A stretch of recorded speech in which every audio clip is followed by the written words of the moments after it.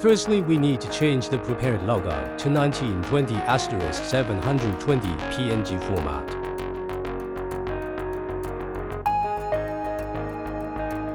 Rename the image to Update logo and put it in the root directory of your USB stick.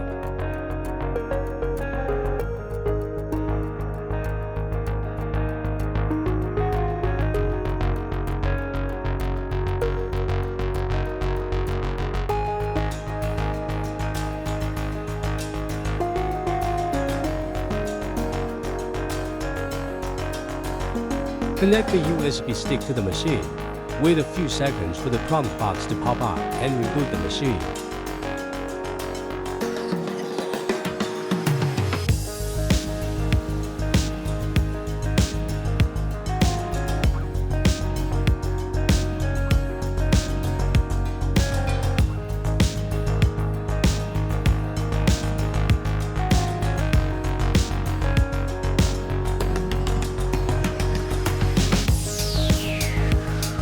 Then our logo was changed.